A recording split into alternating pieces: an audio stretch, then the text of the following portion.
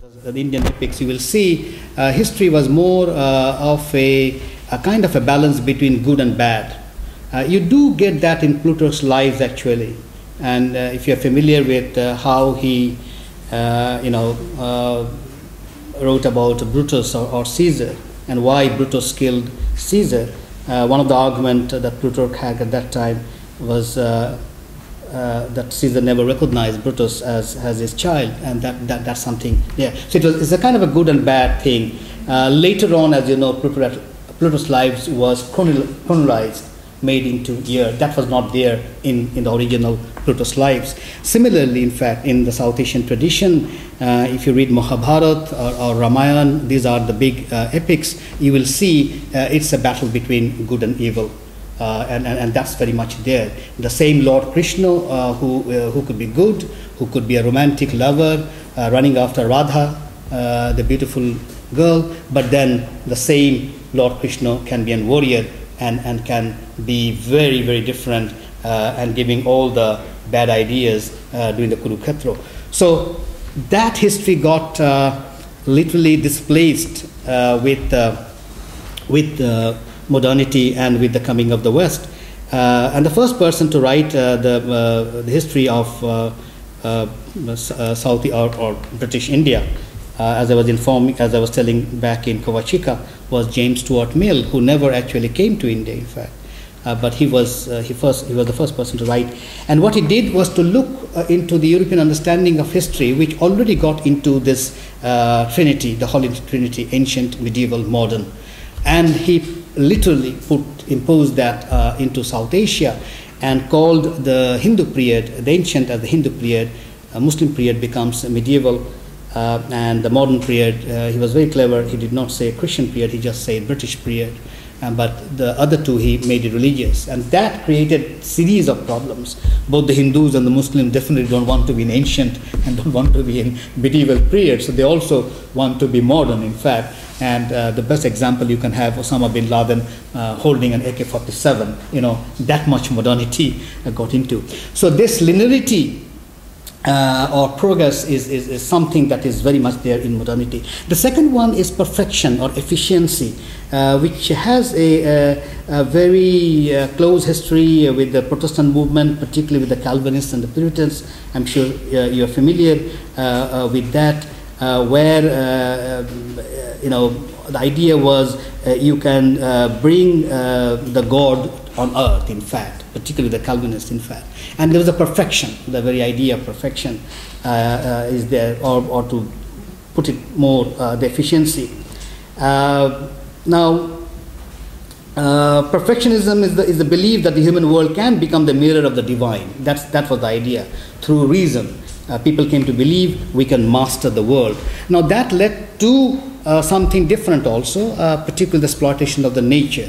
And we can come back to that later on, and how that contributed to a point where you have a big environmentalist movement now, telling that that's not how you can reproduce the world. But it's very much there that that humans are the master of the world and can do or tame the nature, etc. The third important thing, and this is particularly coming from the non-West, is the centrism, the West as the center, and everything would follow. The West becomes the pacemaker, the pace setter. One intellectual way back in the early 20th century, Nirotsi Chaudhuri, has written extensively, and he has an interesting statement to say which will give you a sense of what this centrism is all about. And this is what Nirotsi Chaudhuri says, and let me quote him. The real cultural role of the Bengalis or Indians is to assimilate by slow degrees the ways of Europe, till at last civilization in India becomes the provincial edition of the civilization of Europe, palely reflecting like the moon its borrowed light from the great sun beyond, unquote. That's what centrism was all about. It's still very much there, in fact. And so if the dress changes in Rome or in Milan or in Paris or in New York, that follows in the rest of the world. If the sunglass, the design changes, the rest of the world follows. If Michael Jackson puts the earring, everybody follows. Whereas earring in the South Asia, it was quite normal. You go to Jaipur, you will see men wearing earrings in any way. So, but the idea is the center, and the rest becomes the follower. And the last one is singularity. And this is very particular of modernity.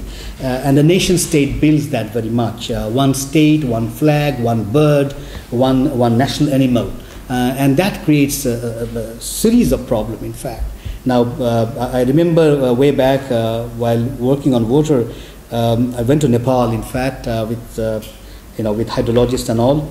And there, suddenly, the magpie robin. The magpie robin is the national bird of Bangladesh. Okay, so the magpie robin in Nepal started singing or whatever, and my Nepali friend was saying that, the robin welcomes you. We call it Doel. The Doel welcomes you.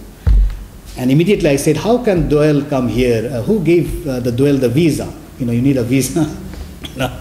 And my Nepali friend is saying, what is wrong? First you take our water, now you want our birds also. So the bird doesn't really know, in fact, okay? And I'm sure the other birds really get angry when one bird gets this, prominence of becoming a national bird. Same thing with national animal, in fact. Our national animal is hilarious. Our national animal is the Royal Bengal tiger. So I always tell my students, go and shake hands with your national animal and see whether you can live alive or, So it's, they always will have a stuffy national, Royal Bengal of tiger when they win a cricket match. They surround, they go around the stadium with the stuffed animal. So I say, no, they should have a real Royal Bengal tiger, and I want to see how many people are there in the stadium. So you have one bird, one language, it's changing a little bit, but that's the idea of what the modern nation state is all about. Now, if you compare these four things, the linearity, the perfection, the centrism, and singularity, civilization states were qualitatively different, in fact. And when we talk civilization, we have to be very careful as to what we understand, by the word civilization. It must not be understood, and it is never understood. It should not be understood in the sense of progress or something that is of magnifying glass, in fact, which makes an ordinary thing hugely big. That is not what civilization is all about. And this is where Rabindranath Tagore comes very importantly. And he points out very openly that the nearest word that we have for civilization is the word dharma. Now, dharma, people somehow translate that into religion. Now, religion and dharma are two different words altogether. Religio comes from the Latin word religio, which means to bind, to unite, whereas dharma comes from a Sanskrit word dharo, which means the way the mother would bring up the child. It means to uphold, to support, to carry, to sustain, just as the mother does to her children. That's what dharma is all about. Now, in arguing, in putting his views on civilization, back in 1924, when he visited China, he made it very clear that the nearest word that comes the nearest word for civilization is dharma, and this should be understood in the sense of Manu. If you are familiar with Manu, Shodachar, which means proper conduct. Civilization is proper conduct. That is, I will not put my legs up here, because that will not be proper conduct. I will not do something, that would not be proper conduct in terms of understanding of things. So that's what civilization is all about. Now, this idea of proper conduct was very much particular in the non-modern states or the civilization states that I'm referring to, both with respect to India and with respect to China. Now, in the Indian context, and when I say Indian, it is the undivided India. Please keep in mind, not the modern India that we refer to. It's the big subcontinent we are talking about. Now, there are two ways of looking into civilization states when it comes to Indian civilization. One is the statist approach to civilization state, and there are three variations of it. One I label it as Ashokan, if you're familiar with Ashoka. Now, Ashokan, this is an interesting one because, as you know, he fought a war in Kalinga where thousands, or maybe no one knows, lakhs of people died. And he then transformed, he converted to Buddhism. And he transformed the idea of Dig Vijay to Dhamma Vijay. Now, Ashoka is very important because not only that you have in India's national flag the Ashoka symbol, but Ashoka's empire was really, really big, in fact.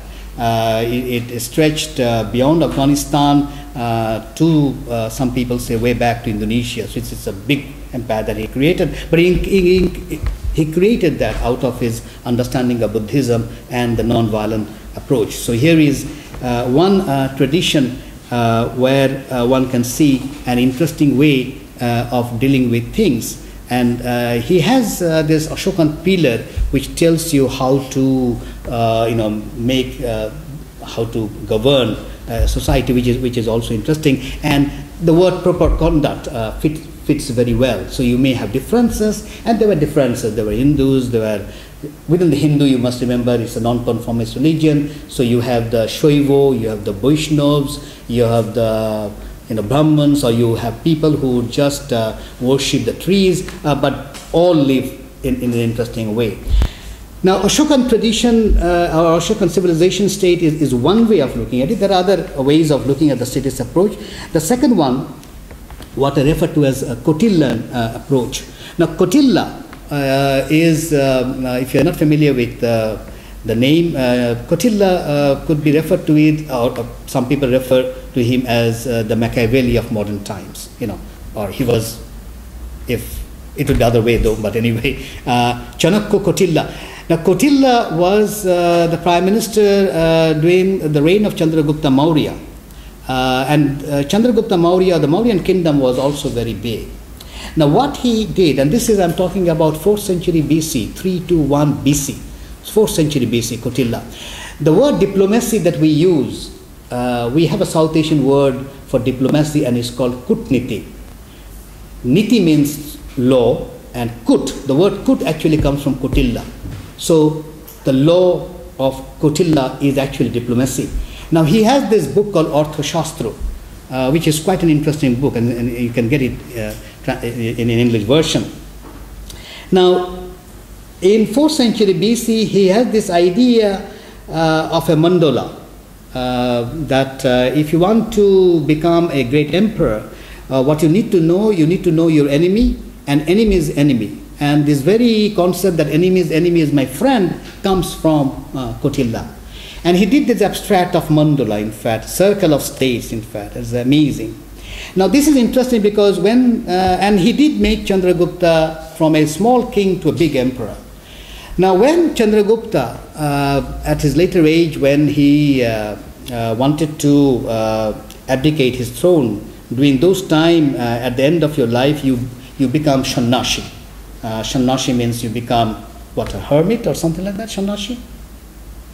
Sundari, is that the word? Okay. You become a Shannashi, you renounce everything. Okay. So Chandragupta Maurya wanted to renounce everything.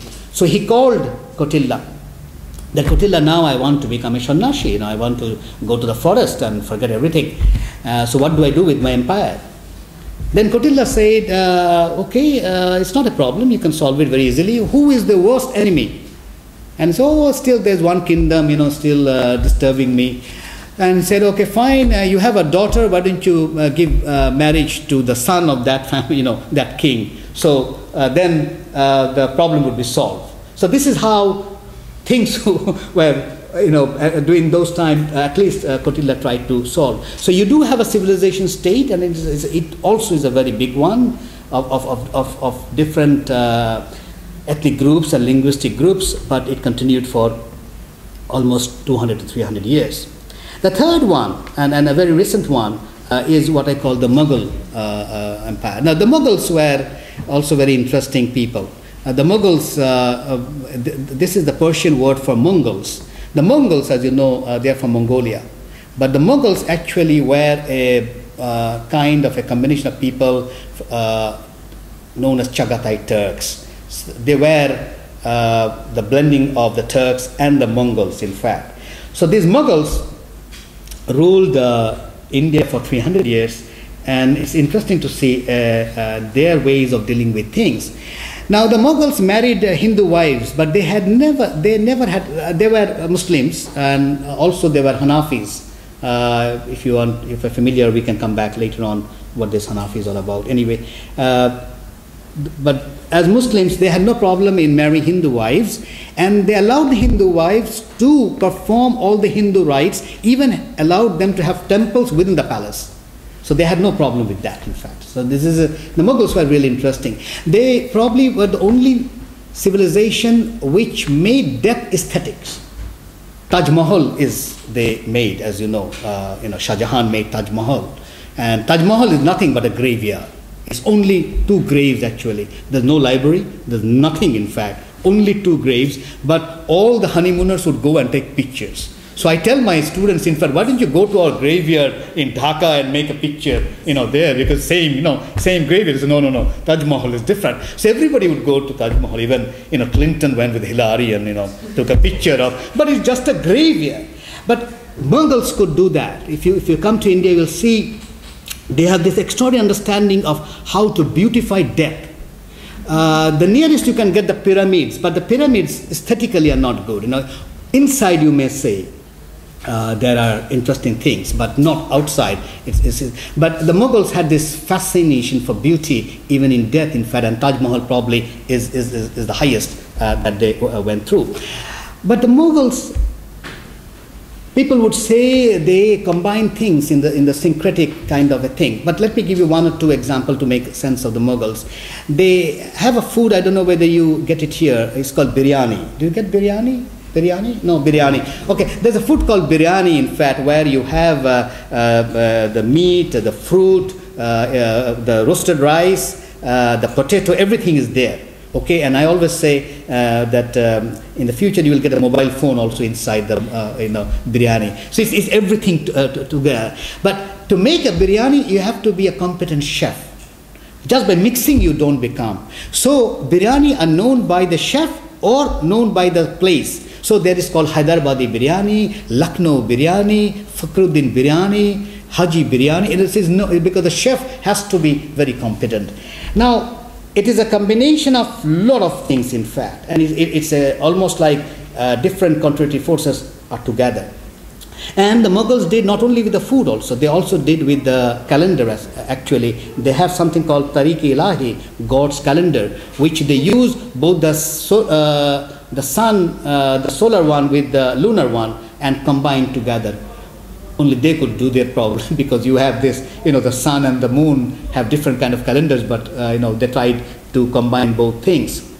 Now these are examples of the statist understanding of civilization, but there are in South Asia you also have the non-statist understanding of civilizational state.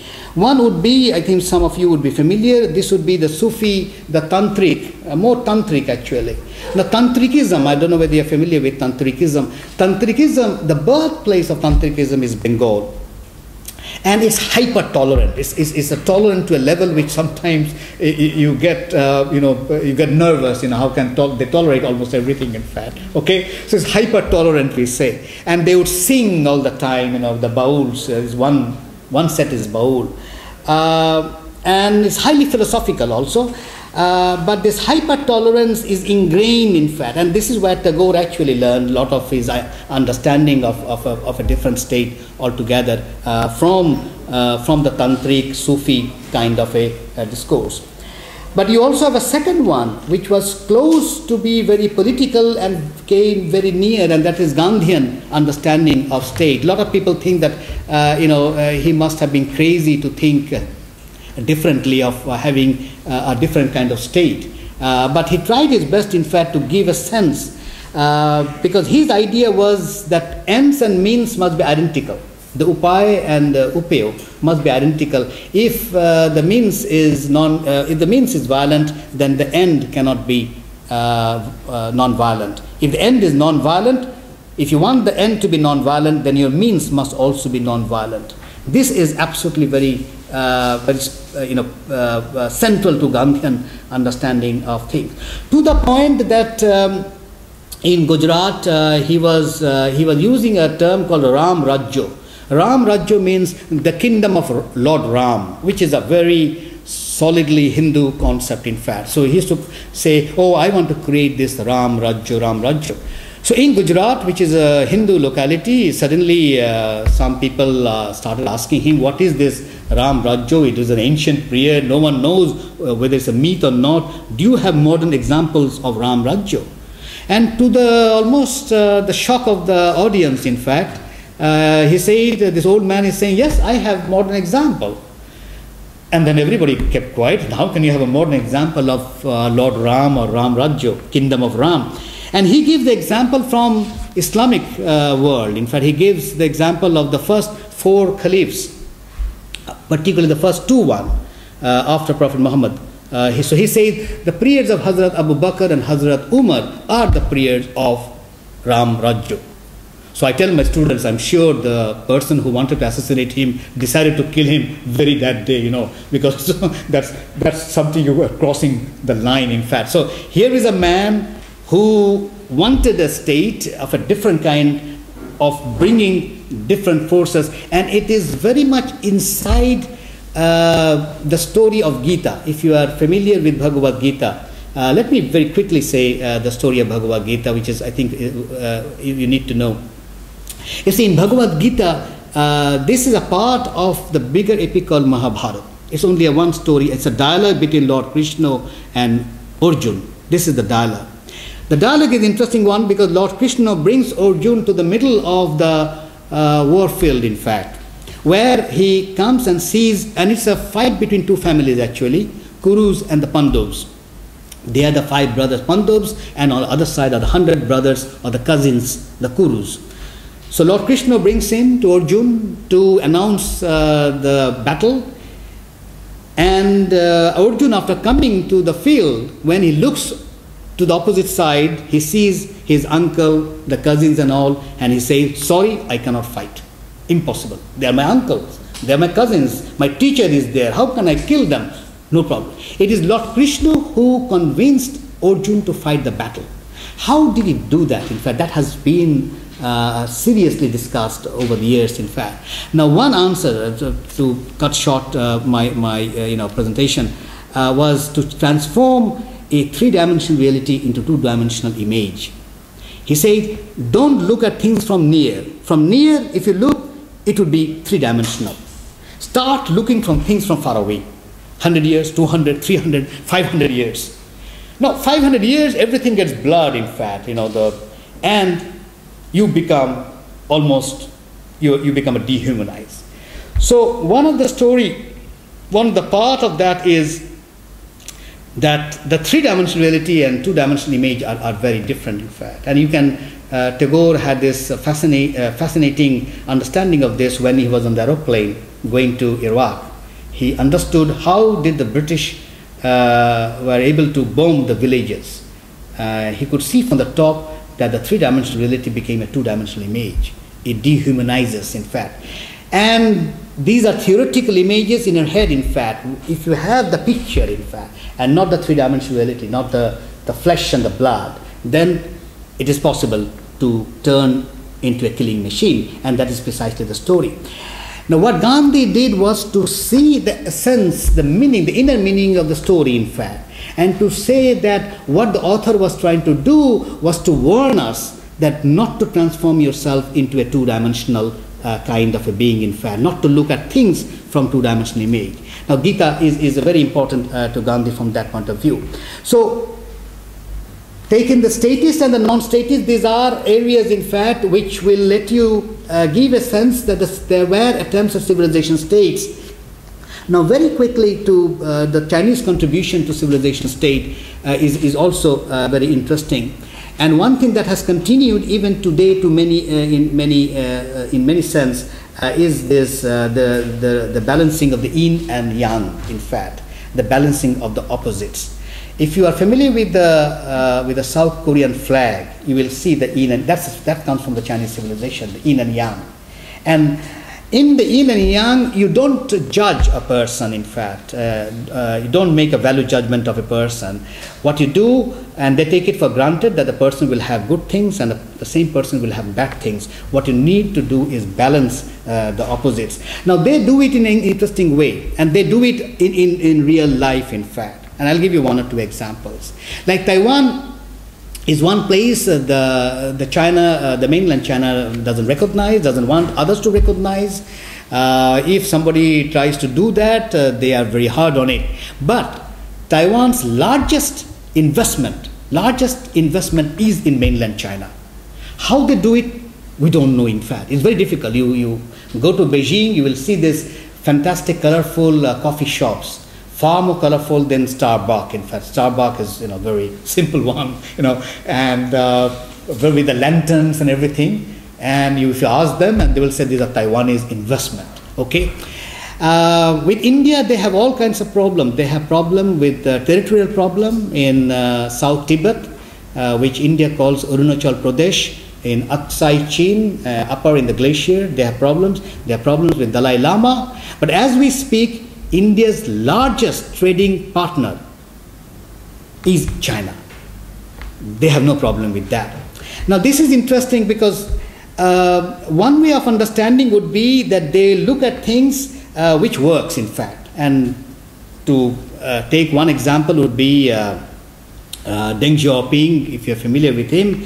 He had an interesting statement where he said that I am not interested in the color of the cat, whether the cat is black or white. All I'm interested is whether the cat can catch the mice. If the cat can catch the mice, then I'm for it, in fact. So it's something that works, in fact. If economy doesn't work, use politics. If politics doesn't work, use culture. If the culture doesn't work, use ping-pong diplomacy. Use something, in fact, to do something, in fact. And you know how ping-pong diplomacy transformed their understanding of the West. Now, both to come very quickly, whether you take the Indian tradition, the variations, the statist and the non-statist, and the Chinese, that got really punctured, in fact, with the modernity and the nation state. And this is particularly with the colonization. It has come in a way which has really become problematic. And Tagore understood very early on. He probably was one of the first one to understand the problem with the nation state and nationalism. And way back in 1916, 1917, when he traveled to USA and Japan, there were hundreds of people to welcome him. But when he gave the lecture, there was only the host, in fact, who went to see him off because they didn't like him at all. His critique of nationalism, because West at that time was in a hyper mood of nationalism, and he could probably see the Second World War coming, in fact. And this is something that he said, which I want to quote to give you a sense, and then I'll make my presentation, very briefly on how to get out of all this mess. This is what Tagore is saying. India has never had a real sense of nationalism. Even though from childhood I had been taught that idolatry of the nation is almost better than reverence for God and humanity, I believe I have outgrown that teaching. And it is my conviction that my countrymen will truly gain their India by fighting against the education which teaches them that a country is greater than the ideals of humanity.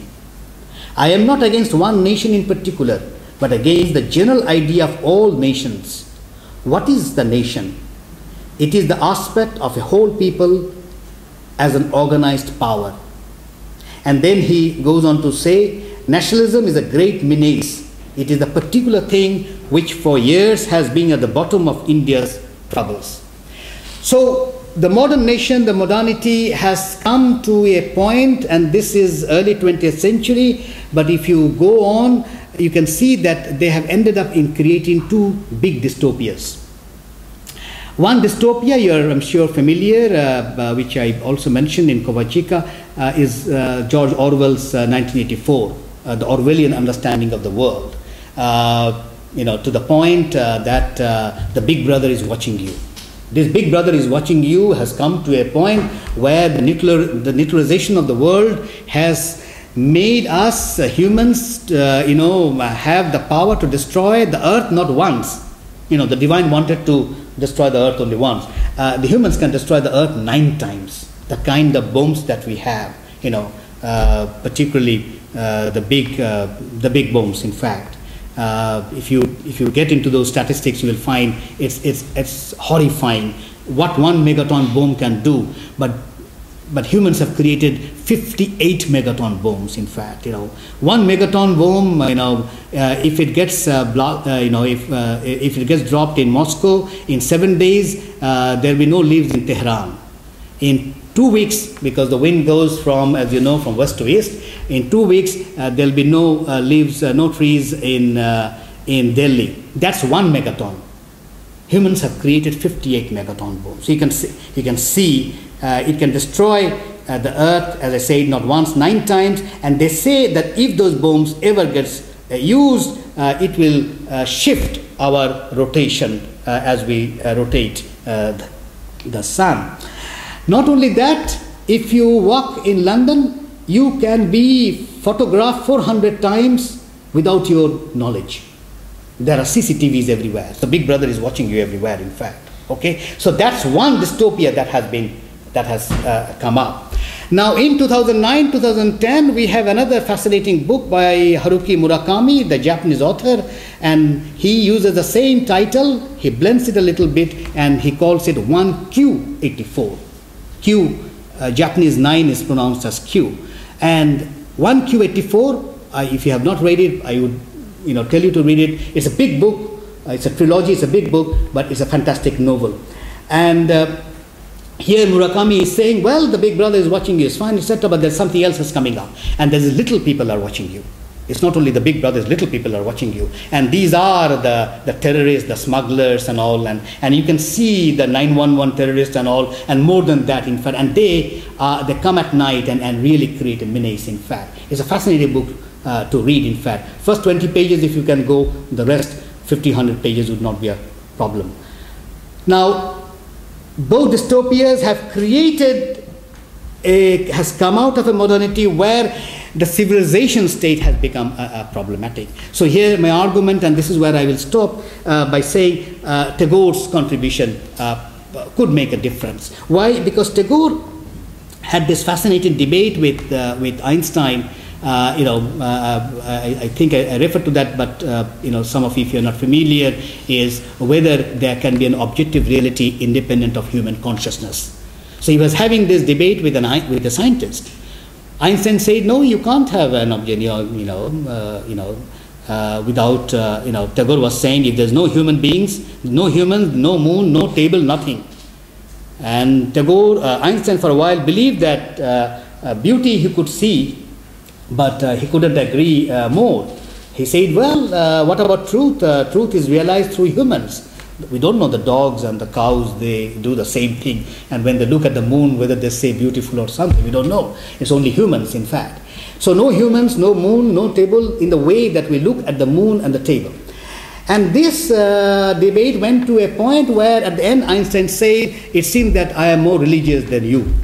Now this is a scientist telling the guru, the poet. So that's quite an interesting one. Now this has to be understood because for Tagore, humans were fundamental from, I think, from his early 20 years, when he was early 20s, to the last piece that he wrote when he was 80. And he made it very clear in his last book, in his last speech, where he said, I shall not commit the grievous sin of losing faith in humans. Now this has to be understood, the centrality of humans in order to create a civilization state. Because if you go back to the civilization state, whether the Kautilyan, the Ashokan, or even the Mughals, the centrality, and even the centrality of humans were very much very important. Even with the yin and yang, you can see that without humans you can't do. Now, but then humans are, of many types. How do we bring all humans together. And this is where I think we need to understand the humans as a multiverse being, in fact. So I begin by saying that it was Aristotle actually who was the first one to say that humans are political beings, if you remember, that humans are homo politicus, by which he probably meant at a time when you had monarchy, that each and every person, each and every human had inherent political rights. And if those rights are not ensured, there will be conflict and there will be revolution. So you have to resolve this homo politicus thing. But then John Stuart Mill and Karl Marx and others came and say, no, humans are also homo economicus, we are economic beings. That means each and every person has inherent right to work, right to property, right to profit. If those rights are not met, there will be revolution, there will be dissent. And we have seen throughout the world how the homo economicus has organized itself. But then you had people like Tagore, people like Habermas and Heidegger and others, even Gramsci, who say that humans are homo culturicus, we are cultural beings. That is, each and every person has a right to its food, right to dress, right to music, right to poetry. If those rights are not met, if you shun them up as a tribal music or an African music, it is going to come back to you and haunt you and create a different kind of conflicts altogether. So you need to, in fact, respect the humans as homo culturicus. But then humans are also homo technologicus. And this I always say, the very good example was given by Gandhi, who was otherwise, people thought that he was anti-technology because he was using the spinning wheel, in fact, the chorka, to make his own clothes. He used to wear his own dress, actually. So everybody thought this fellow was anti-machine. But he made it very clear that I am not against a machine, in fact. And any sensible person will understand by this spinning wheel is that it is not an instrument of wood, but an instrument which can give employment to all, full stop. Now that is very important. That is, technology cannot be for one particular class and not for everyone. If it is for some people, it is bound to create dissension and conflicts. And I think one good example would be mobile and mobilization, which Habermas uses the word, how mobile phones has transformed humans into a mobilized humans. In fact, even as we speak, you will see some people are getting connected to the world. And the last, which I always say, that you can't leave the night out, in fact, and you can't leave Freud out, in fact, and Freud has to come, in fact. So Freud said humans are homo psychologicus, we are psychological beings. Now this is important, that the mindset is important. But when the mind gets stuck, or the mind gets set because of education, because of media and other things, then it is very problematic. Let me give you one example using Tagore. He said that I love India, but my India is an idea, not a geographical expression. Now this is very important. It's an idea, in fact. But we transformed into a geographical expression. We made map, in fact. And map making has its own politics, in fact. It doesn't go beyond 15th century, if you're familiar with the history of map making, and it has really created other problems. But he goes on to say that I am not a patriot. I am not a patriot. I seek compatriots throughout the world.